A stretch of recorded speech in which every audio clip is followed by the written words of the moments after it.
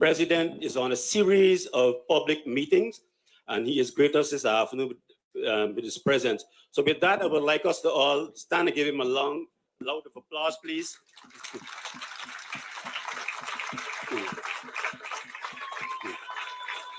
Thank you. As you know, our president is a young and vibrant individual. He is a man of the people. He is being on the ground going from day one. Even before he took the office, he was running the country from border to border, end to end, east to west, north to south, how you want to call it, county to county, administrative regions, delivering what the P.P.P party could do. And today, he is our president, and he is not taken back by any way. He is going at full force, and he's meeting out to you. And this afternoon, this is one of a series of meetings meeting out to you, and to have this personal, this direct one-to-one interaction with you. So please be free, listen, and interact with the president. And with that, I'd like to thank the president for being here this afternoon. Thank you. Well, so we have a very special young lady who is sitting on the head table. And if you notice, that's the only female up here. So she is very, very special. I would like to call on Miss Tandai McAllister, who will be sharing with you a few words. Put your hands together for Miss McAllister. Thank you, Sessional Chair, His Excellency Dr. Mohammed Irfan Ali, all the colleagues at the head table. Ladies and gentlemen, good afternoon. Y'all sound vibrant and nice. I love it. This is Region 3, isn't it? Good afternoon, Region 3. I love it. Region 3 is home to me, as it is home to all of us. Well, most of us here. And I will share a few things with you. The sessional chair did talk about his observation of works ongoing and development in progress since our president took that oath of office in August 2020. And I know, like myself, many of you, not only have you seen the development, but you have benefited from that development. And the benefits will continue because the development is a continuous process. What our president has embarked on is a developmental undertaking with people at its core. At the beginning of the week, I said he is a president by the people, of the people, and for the people. And so his development agenda is one that is informed by the people. He is not only here because it's an election year and he wants your vote to return to office. Of course, that is key. It is critical if the development we experience now is to continue. But he has been here with you every day, every month, and every year from the moment he took office.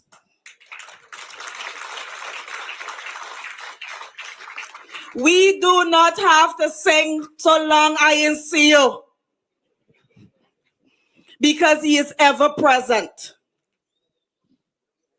And he's ever informing us of his development plans. So not only do we inform those plans, we are informed of the plans. And that is a man with whom I will trust with my vote.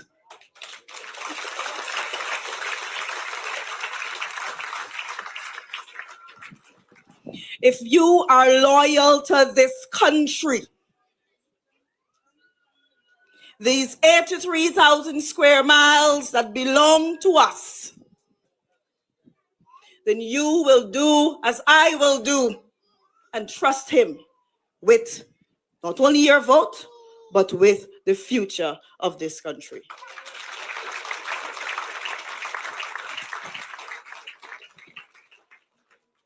We have seen since the beginning of his term improved infrastructure in this region. As I was driving through, coming down the road not so long ago, a friend of my friend and sister Christine said, this is new road. Yes, because she recalls the last time we were here, that impeccable standard you see was not there. And you know it better than I do because you live here, most of you. We have seen an expansion in our road network in this region like never before. And many of us who thought that it was impossible, this man with his vision and his team working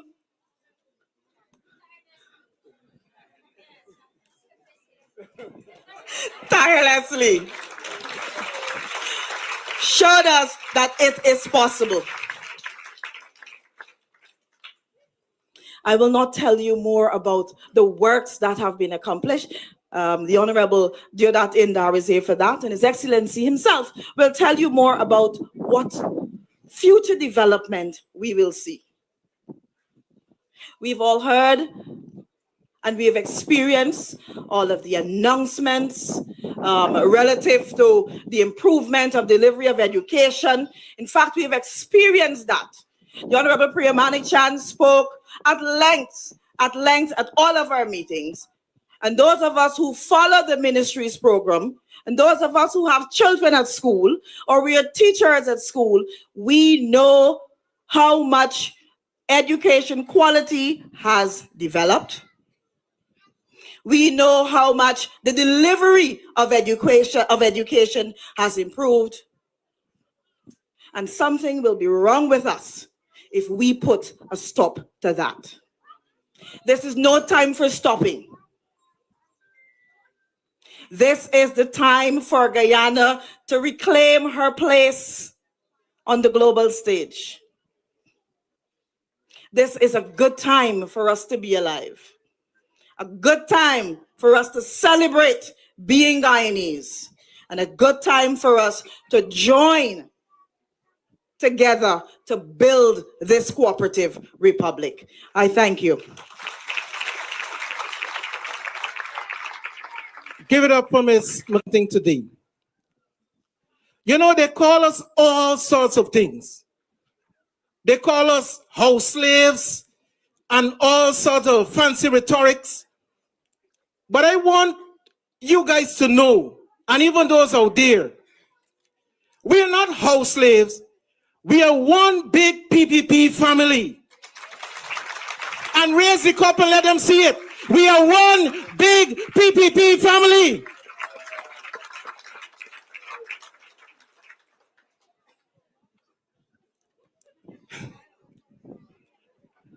At this time, we have joining us on the head table another female, Dr. Erica Fort. She's our regional health officer, if you didn't know. She is going to come and give you some more food. Okay? So as I said, there's plenty food. So, Dr. Fort, thank you. Good afternoon, everyone. Afternoon, everyone. Thank you. Now, thank you for that, Mr. Garnett. As he would have mentioned, I am the regional health officer. So I come to you bearing news of primarily health because there's so much that there is to speak on. I will only focus on health this afternoon as I don't want to take up too much of the president's time. But since taking government to now, this party, this government has focused so much on holistic health care. Now, I'm sure most of you would have been to a lot of the other president's meetings, correct? Where we would have heard him speak so eloquently on everything that has been done. And he has reminded us that we did a lot of this working through COVID. And no one else felt it more than us, the healthcare workers, that had to come out every day while we strive to ensure that everybody did their social distancing and stayed home. Health staff didn't have that luxury. And it is this government that ensured that every single healthcare worker, as best as possible, was working under environments that we could have best handled at the point in time. Now, what does that mean for you? That meant that even though you were to stay home, if you had COVID, you were isolated at home, you still had persons, even if it was just to call and check on you to ensure that everything was okay. Those of you who had COVID, then remember the multiple phone calls you received to find out if you were checking your temperature, if you were okay. We have to remember so many of us don't have someone checking on us daily. And this government ensured that you were checked on daily. That's a government that shows you that they care about you, that they were looking out and looking after you as best as they possibly could. Now, we didn't just stop there as a healthcare system. We ensured that we went to the drawing board to see where we stand. I won't stand here and pretend as though healthcare is perfect. It is far from perfect, but we continue to strive to bring you world-class healthcare services. And that is a mandate that this government and this party will bring to you. Now, how, you might ask? First, we started with the government of Guyana healthcare voucher system. This government has been bringing money back to you, the residents of Region 3 and the country at large, through this healthcare voucher system. Now, there's the eye care voucher. That's $2,000 you get for screening. Those are persons under 18 and over 65. Now dropped to over 50. That is $2,000 you get back to go and screen. Now, we didn't just stop there. If you're screened and you're found in need of spectacles, you get a $15,000 voucher. That's money back in your hands that you don't have to find. Now, apart from that, we all know cancer is one of the leading causes in this country and the world at large of death. So the government thought it's very important to bring to you screening. We also had the HPV voucher for $8,000. That's money back in your hands. It isn't just money back in your hands, however. It is empowering you to take your health into your hands. You with me? Right. Now, apart from the HPV voucher, this year we started something else. It's a $10,000 lab testing voucher. That's another $10,000 back in your hands. It's more control for you as the patient and as the citizen to check up on your health and to ensure that you are taking control of your health. That's something the government is doing for you. That is something this party is pushing for you. Now, we didn't just stop there and say, oh, we can just give you a bunch of vouchers so that you can ensure that you're screening, right?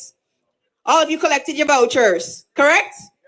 And those of you who haven't, the vouchers are being shared right here. That's us bringing the vouchers to you. Now, apart from that, we've also in the government ensured that infrastructure is up to a standard. Right here at your Versailles Health Center, we would have seen an extension to the health center. We would have also seen they added a shed. We redid the bridge. We're ensuring that the centers are up to a standard that you are comfortable coming to the center. We didn't just do that for Versailles, however. The government invested in 2023 $2 billion in ensuring, you hear me right? $2 billion in ensuring that healthcare facilities across the country are brought up to a better standard for us, the users. Now, that continued into 2024, where further works were done. Now, it isn't just that. The government didn't decide, oh, we can just nice up a couple facilities and we good to go. In Region 3, a brand new hospital, regional hospital, that has a CT scan machine, so you no longer have to go over the bridge to get these things done, will be opening this year. That's ensuring that you get the quality of service that you deserve. Because I'm sure we are all tired, I know I am, of the old building that is Westdam Hospital, right? Y'all ain't fed up with Westdam Hospital? The building old, am I right? Guess what? This man over here thought so too. So you know what he did? he went ahead and ensured that we're building a brand new West End hospital as well. Brand new. We're not fixing it up. We're not painting it over. We're rebuilding the West End hospital from the ground up. No, we're not selling the hospital. I know a lot of you thought we were. But no, we are rebuilding that hospital. So in 3 years, of course, we got to give them a chance to build it, right? So in 3 years, you will also have a brand new West End Regional Hospital. So don't worry, you're not going to tilt to the Kendron. West End is also going to have its own CT machine, its own operating room, its own lab services, its own ultrasound, its own services for you, the people, to enjoy. That's the vision of this government, to ensure that every single citizen in this country has free and equitable. What does that mean? Everybody getting the same level of health care. Because we don't want to go to GPHC, right? We don't want to hear we're not from there. We want to know that we're getting our own building, our own hospital right here in this region. You with me? Right. Now, the biggest part of all, we get nice buildings, right? But who's going to work in the buildings? They didn't stop there and just build a building and say, okay, here you go, figure it out. The government has embarked on a very active role in ensuring that we got enough staff in these buildings. Just recently, Region 3 has graduated or will graduate tomorrow over 70 nursing assistants. Over 70 people in this region are graduating tomorrow from the nursing assistant program. And we didn't stop there. We also did additional training of other persons. 34 PCAs that study right here in this region are also graduating. They already passed, graduation date pending. We're also going to be graduating pharmacy assistants that trained right here in this region. These are your cousins, your brothers, your sisters, your family that are going to be working right here in this region. That is what this government is doing. We don't think about a part. We don't look at a problem and see how we can just put a Band-Aid on it, because that's what it would have been if we were just doing some minor repairs to the hospital. We look at the problem, we tear that Band-Aid off, and we make sure that we look at every single aspect of how we can fix it. So we didn't just fix buildings, we're also finding staffing. And yes, I know we don't have enough doctors yet, because we're training every category of healthcare staff. And you can do that training too. Once you have your 2 subjects or 5 subjects, depending on the course you want to do, we will ensure that you can join the nursing program. And it doesn't matter if you don't have subjects. We will also ensure that you can do your SCQF or other courses to ensure that you can reach the minimal standards so you can join nursing too.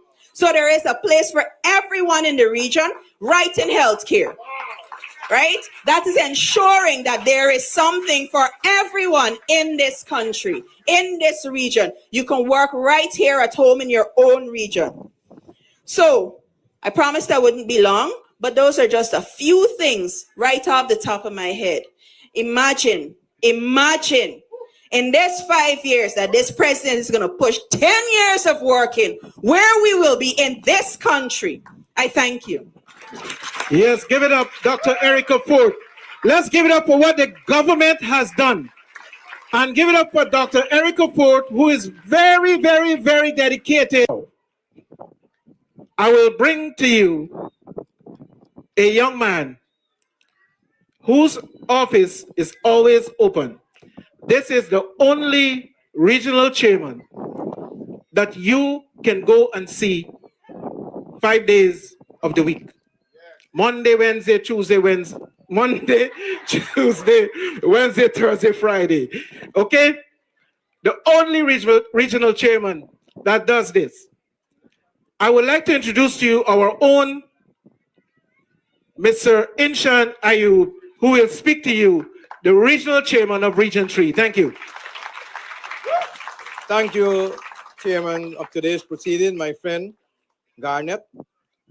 His Excellency Dr. Mohammed Irfan Ali, President of the Cooperative Republic of Guyana, Honorable Minister of Public Works, the Honorable Deodat Indar, other members of the head table, my brothers and sisters, a pleasant good afternoon.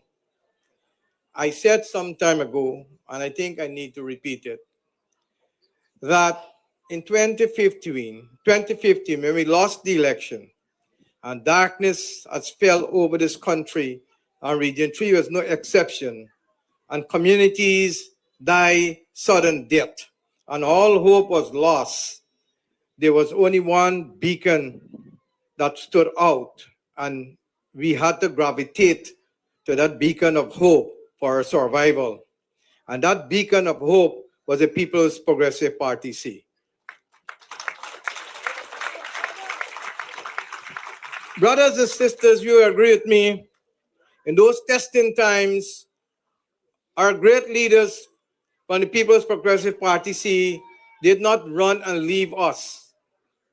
They band themselves together to form a formidable force that will fight dictatorship. And with your support, we were able to overcome that in 2020. I think you need a round of applause.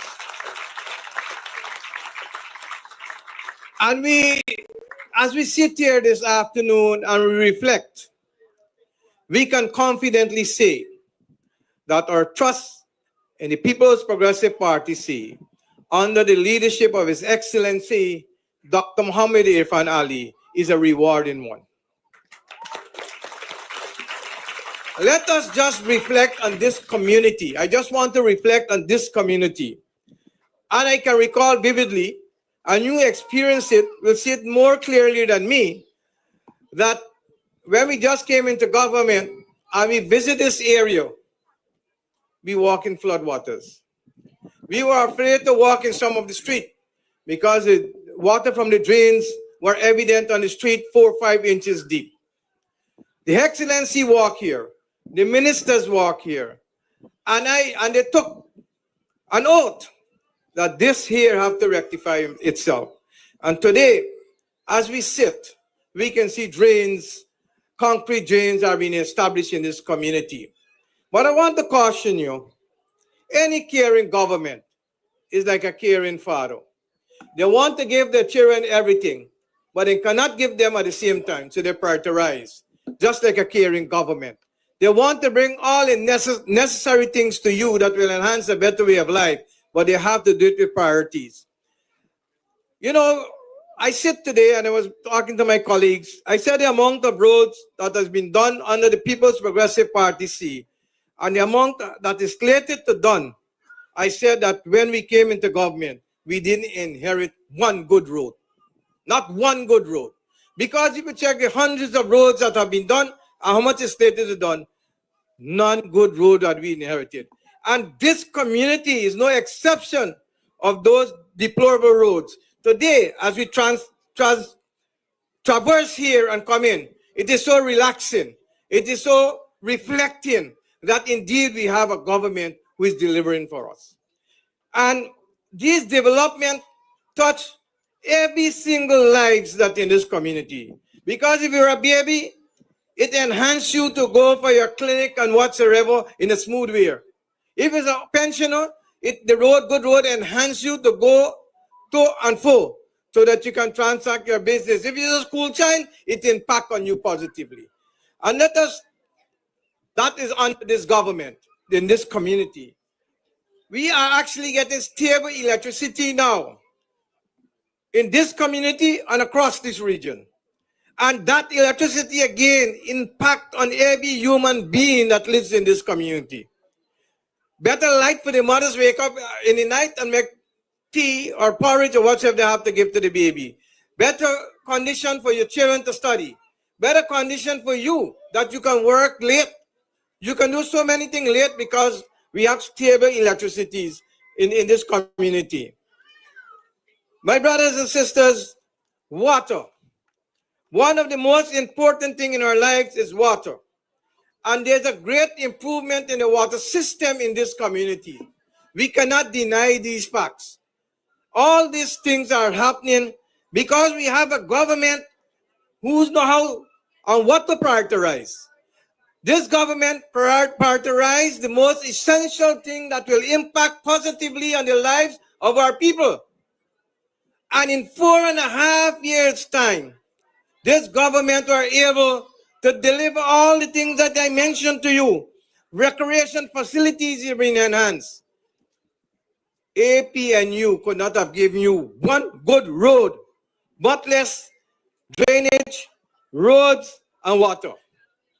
I'm saying this to you this afternoon because of your contribution, of your confidence in the People's Progressive Party see at the poll in 2020. These things are now a reality. Therefore, we owe ourselves and our children continuous growth in this country. We have to work for prosperity. We have to make the determination who can take us to prosperity, who can improve our lives, who can continue to improve the roads and drainage. And we know we have better electricity coming when the power plant at Wales come on board. We are in for an exciting time. Do not dash the hope of excitement by causing your minds to deviate from reality.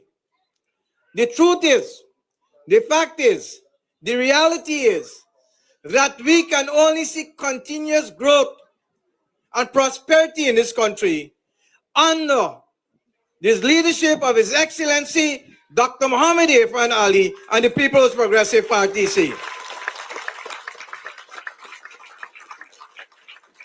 I have the confidence in you, and you have the confidence in the government.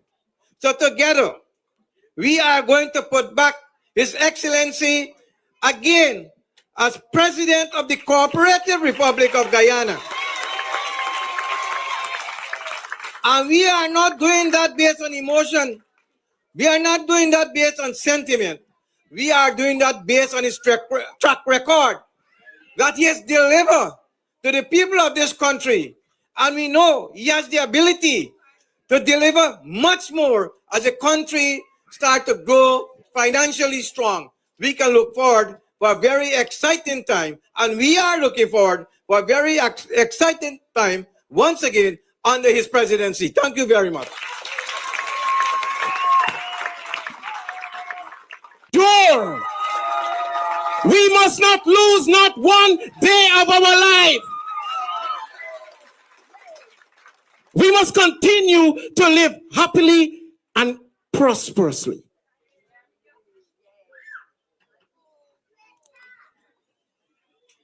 I stand now to introduce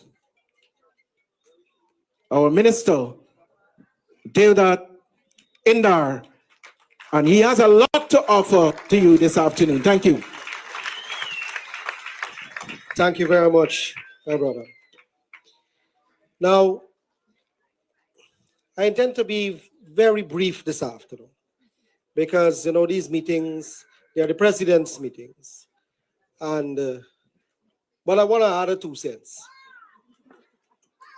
Now, this community, when we first got into government, we had a man at the back that has planted some rice. The road out there that you come in, by the Chinese restaurant come in, the one at the back, so all of them, you all know it what it be. Everybody in this community came out in numbers to speak about how bad this infrastructure was. But in the same breath, we also have to be thankful when it's finished. And in the same breath, my brothers and sisters, we have to care it. Because when something goes wrong, the first thing you hear, and I just have to hear it over in 2 miles. I was over there, I came through that road to get here, to check on something down there, because a gentleman called me this morning. And he showed me the road recently built at the front end, they got a crack. When I do find out, is the big trucks then with the cement and so when they come in the community, breaking up the roads. Is the large trucks then when they come using this community, they come with plenty weight and they break them up. Now these roads are built to deal with certain level of weight. And if you put, it's like you got a little stick like this and you're trying to put a drum of oil on it, it will break. So we have to care the infrastructure too.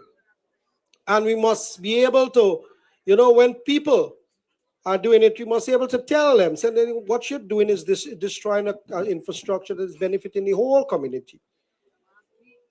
And we don't have that. What we have is a lot of people saying, oh, the road just making it block up. I mean, if they contract, listen, any contract who do bad work is beyond the case. Because me got no qualms about it. Right over there, when their man tell me how me family doing work down there. I pick up a big one on the contract and got his skating out. So if it's my family, well, he up for some good licks. But it's not my family. I just let you know. But today, what I want to talk about is a couple of things. The other day, I was talking to somebody, and the person responded to me with a quote or with a response that like draw me back a little. She said, we're talking about the country and how the country is and what is going on. And she said, something, Minister? In Guyana, we need to unite to build and not unite to destroy. And I pull back, son, I say, unite to build and not. And I say, something, I can borrow it from you. I hope you're vexed if I use it at some public speaking. But it is true. Anytime it's time to destroy things, we come out in a group. In the same train, I come out in a group. A group we come out to do, but you gotta unite. You gotta unite to build the country like that too. And I'm happy that at 4 o'clock this afternoon, this place was full. It is because you value what is going on in the community and want to see development in the community. And the most important part of that is that you know that you're not speaking to avoid. Sometimes when you're speaking to avoid, you don't even bother with it. What is sense make out there? What is sense make out? This is not the case. You know to your heart that you're not speaking to avoid. You know when you raise a matter, you get some kind of action associated with it. You know when you raise issues, you get resolutions to it, reasonable in the circumstances.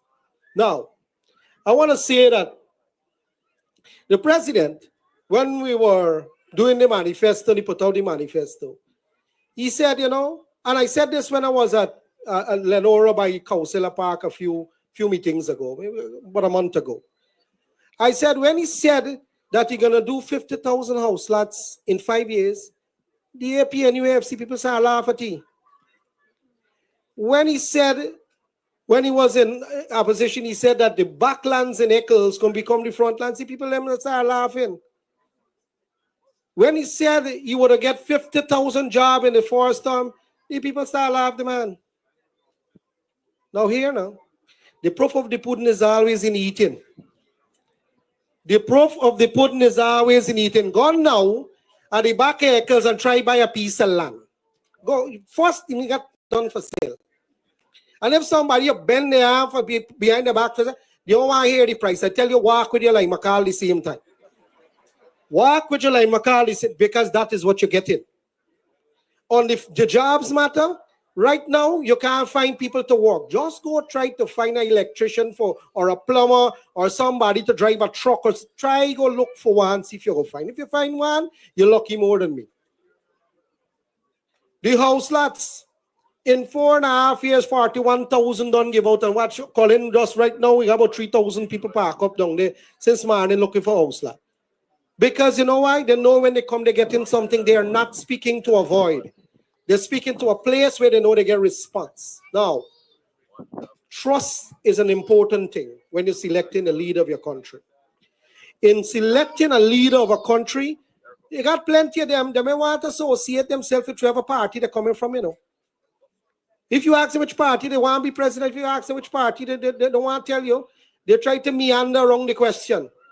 Now, stack that up to President A.F.C. Bro, you got a house? You got a house? Who got a house here to build a house? Let's put up one hand. Auntie, you got your house, right? Mom, you got your house, right? When you was building your house, didn't you have to do like a drawing of the house and let you see what the house look like before you start building the house? Good. Same principle apply. If You know what's the vision of the People's Progressive Party. You know where you're getting.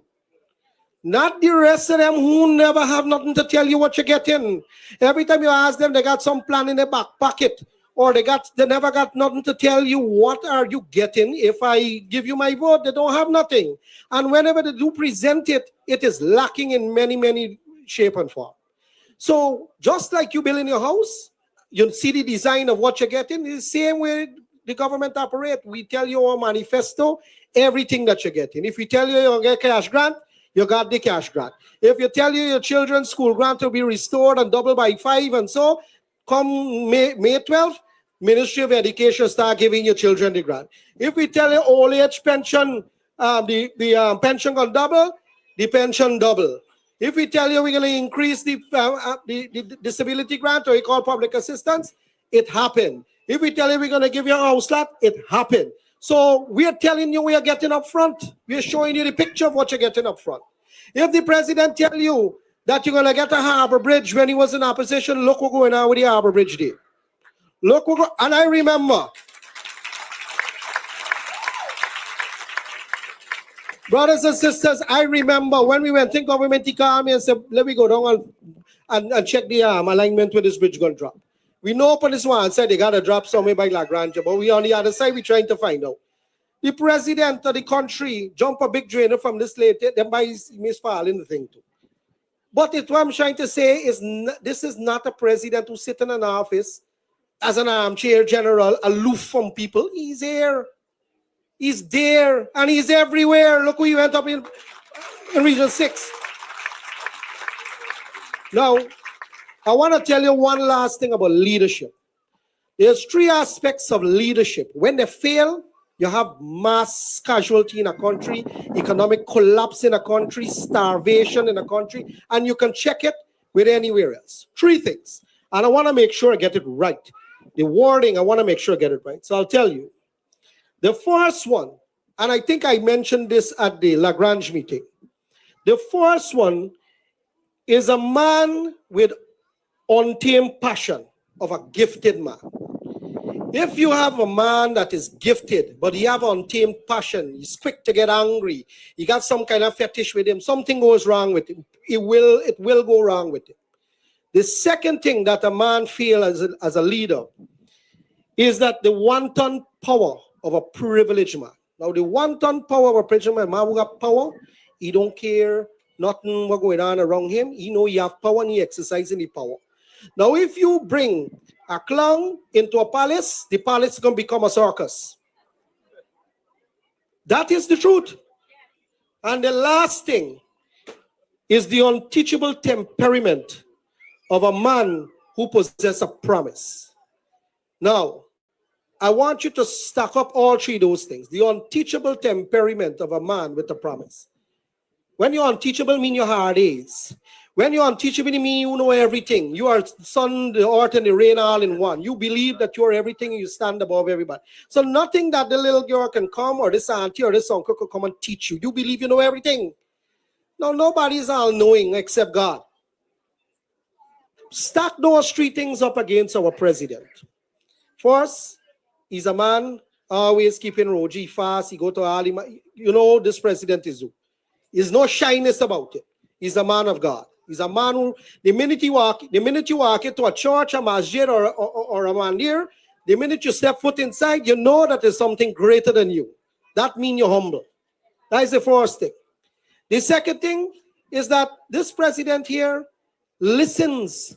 When he don't talk, you're going to hear he listen. I've seen it everywhere. It's a privilege to be with him all over. When he don't talk, we want to tell you to make sure you get the good news from the government. He will hear every issue that you have. That is what you do. You listen to people and you try to bring some kind of relief to them. Stack up the things I'm telling you as against what the president does and his action. And all of them, the president passed these things as a good leader, as an excellent leader. And that is what you need to put your trust in. Don't go trusting people that you know can't tell you which political party they're representing. Don't go trusting people that tell you they got a plan for you in the back pocket. Don't go trusting people who now show up like Johnny come lately Now show up in your community. Now show up by you and say, you know something, I'm going to promise you this if I get into a vote for me. You know, as I said the other day in Parika, they're going to tell you mango going to come from cherry tree. They're going to promise you everything till they talk nonsense out of them. Watch out for them. Anybody who is over promising you something, you know they can't deliver it. You know they're rackling you. You know what I'm about to say is tell them, girl, when they want like to them, you're rackling them, girl. Don't let her rackle you. Don't let her rackle you. Reject it.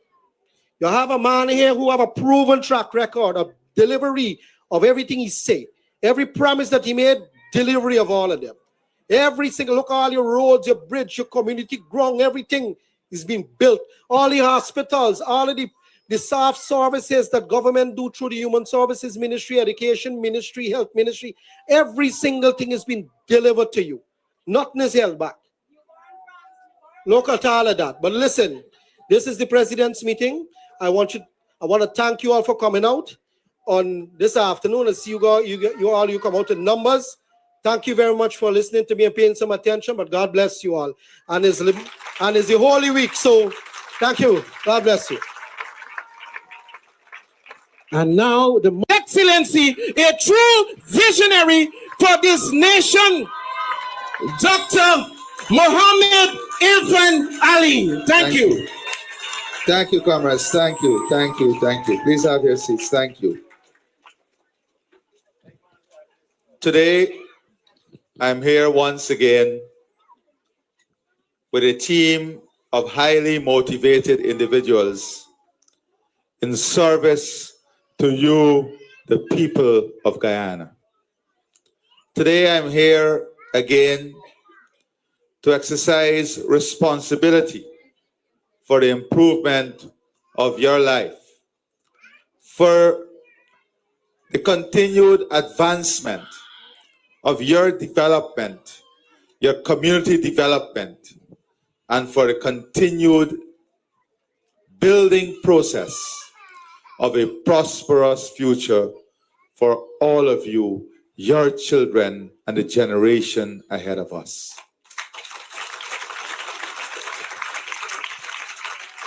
One of the most beautiful things, in the last 9 days, I have seen more than 20,000 Guyanese in the last 9 days just alone.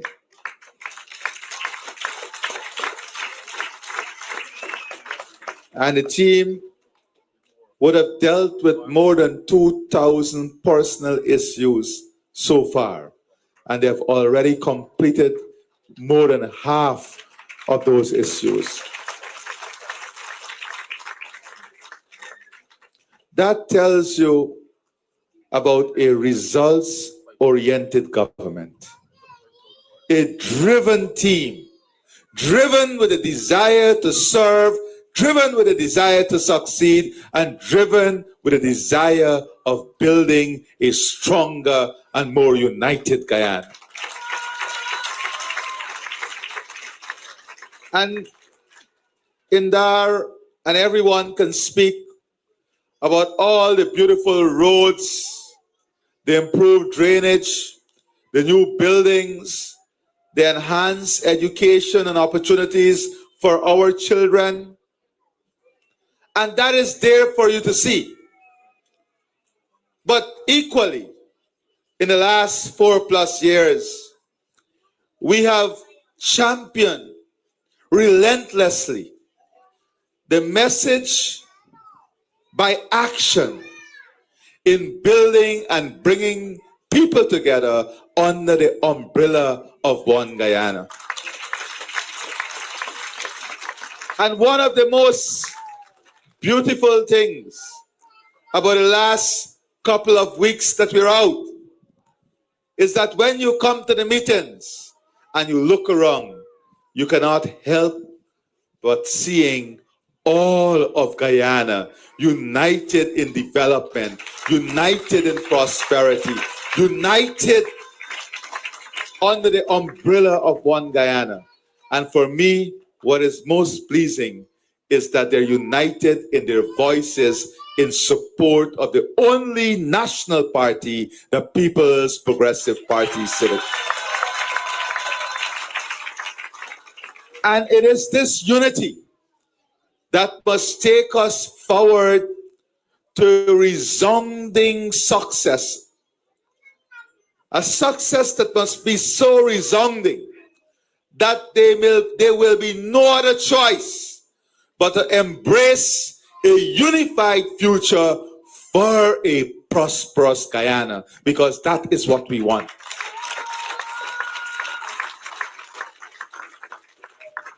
You know, I made this observation recently. When you have leaders who exploit volatile situations, who exploit situations that can be explosive for political gains, who can look at a problem that can cause severe fracture in the society, but they find joy in stoking that problem. They find joy in putting fuel to that problem. Then something is seriously wrong with them psychologically. Something is seriously wrong with their thinking. Because you are not injuring the government, you're injuring the image of a country. You're injuring your own community and infrastructure.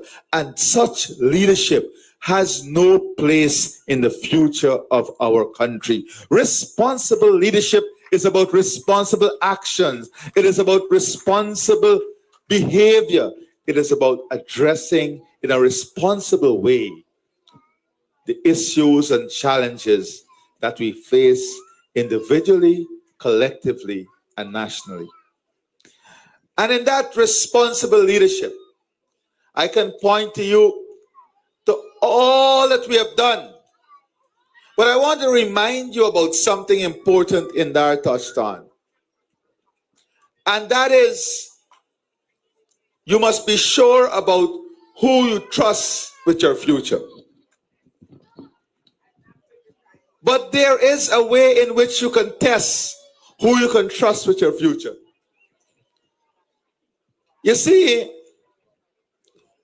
when any government is elected, when they go back to the people, they have to stand by their record.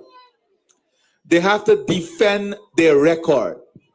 And every time the A.P.N.U, A.F.C, P.N.C, every time they're asked about their record between 2015 and 2020, I'm going to the most recent period in government. What is the answer? Don't worry about the past. Let's talk about the future. Because there is no record to defend. They misplace the trust the people placed in them. You recall that it is the P.P.P civic government that gave the Because We Care grant without oil. They said that they will double that grant when they come into government. Instead, with oil, they took away that grant from your children. The VAT on electricity and water, with oil, they added VAT on electricity and water. With oil, they took away the subsidy on electricity and water for the pensioners. With oil, they imposed more than 200 new taxes on the backs of the Guyanese people.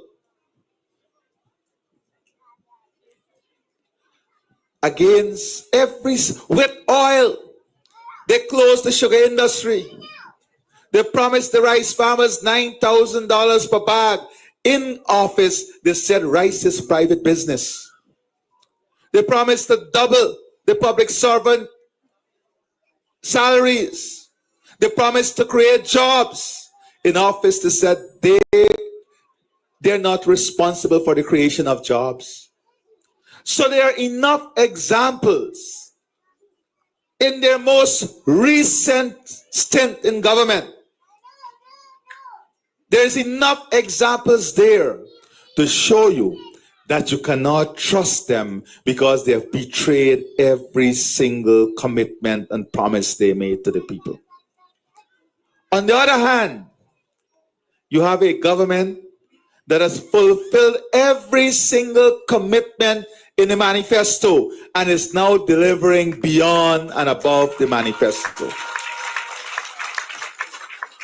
We did not promise free toll at the bridge. We are not only giving you a new 4-lane bridge, but we are making it toll-free here in Demerara, in Berbice, and Westmount. We did not promise that. We did not promise that everyone on the disability register, the grant to people with disability, the $100,000 grant, the payment of our 8 subject CXC for every single child, the transfer for fertilizer, the cervical cancer screening and treatment, the free spectacle program. These are things that are above and beyond what we promised in the manifesto, but we deliver it to you. So you don't need to go far. All you need to do is take a selfless, not a selfish, a selfless examination of their period and our period. And I'm convinced that once you do so, your conscience will tell you that the People's Progressive Party Civic deserve your support, deserve your trust.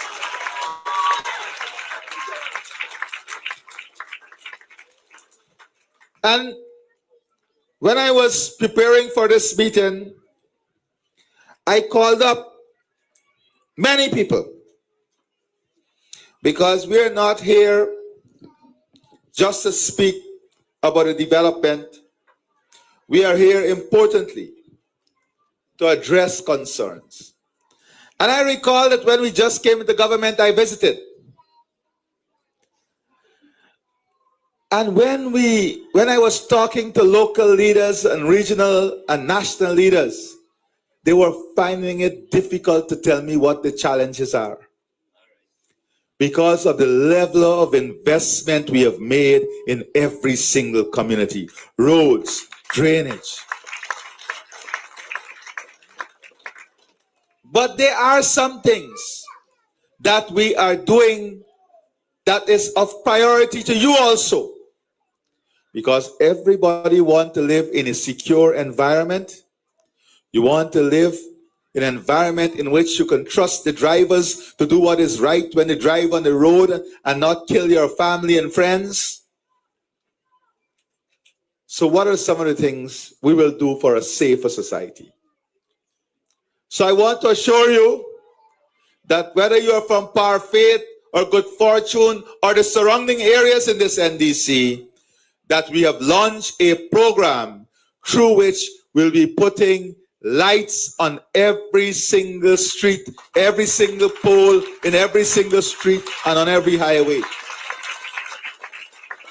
Not only are we going to put the lights, we're going to continue putting cameras in all strategic areas for the security and safety of people. And the traffic cameras for the e-tickets, it's not to give people tickets, it's to save lives. It's to ensure people do what is right. And we're going to expand that ticketing, electronic ticketing system here on the highway in Region 3 to keep you safe, your children safe, your family safe. And let me give you an example of how important a role these investments play. On the Heroes Highway, from the first night we introduced the e-ticketing system, we had more than 275 instances of people speeding. That's on the first night. Yesterday, and every single day since then, because of this investment, we have seen a reduction to yesterday only 98 incidents of people speeding. from 275 plus to 98 since the introduction of this system. And that is what we said when we said we want technology to aid development.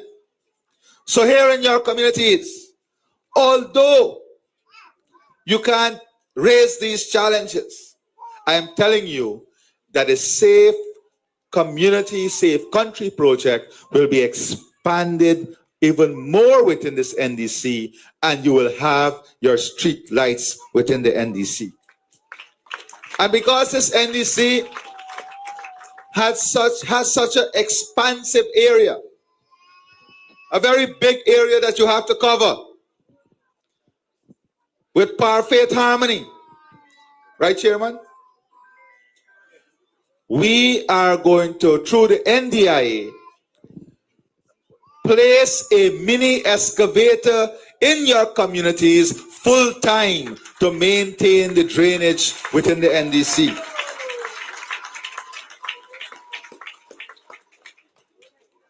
And I know that in 2021, we were able to extend treated water to this community. Am I not right? But the pressure in, pressure in.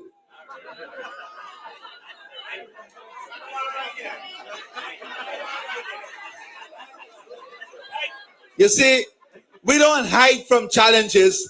We face challenges. We confront challenges. Because we are here to fix things. So this is not a president who can duck and run. This is a president who will jab his way to the knockout.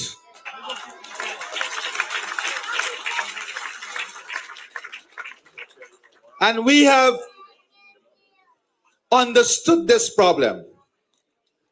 But there is an issue. The well that supply all of these communities is aging. And all of us, when we age, we slow down. Unless you age like me, backwards. So what are we going to do about this? Or what are we doing about this? We launch a new project. We have a contractor in place, right, Sheikh? And we are now in the process of drilling a new, is it ultra deep? A new ultra deep well to increase the production so that by year end, this problem will be fixed for your communities and other communities. And I know also that we have a problem at the airline Coca. The contractor was not performing. We have terminated the contract. He didn't bail out, we terminate him. We have terminated that contract. And before the end of this week, I'm told, a new contractor will be in place to commence work to have that project completed. The pump, the steel piling, the materials are all in the country. Right, Lionel? Huh? They're all in the country. So we have to get a contract in place to finish the infrastructure work to have this done. And that too we are addressing. Then I know that Cuthbert Street, am I right? Cuthbert Street is one that you want done, right? Yes or no? Me know you not do. That's why I say you want it to do. You make I remember that I just do it. So Cuthbert Street that you want done is in the program and it's awarded. It's tendered at the moment. So if you look in the newspaper, you will see that the tender is out for Cuthbert Street. The same thing with Crystal Spring Road and the two concrete bridges that you want for the school and the center ground. Am I right? If you look in the newspaper, you will see all of these projects out for tender. And then, of course, you have the Schoonard Old Road that some of you are asking to be done. Am I right?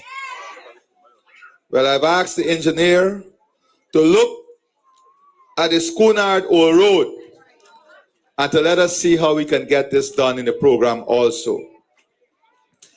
And then you have an issue of 2 Mile Road.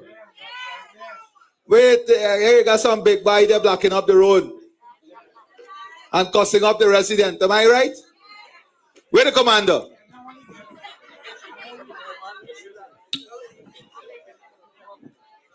You hear what the people say? You got some man at 2 Mile Road blocking up the road. Am I right?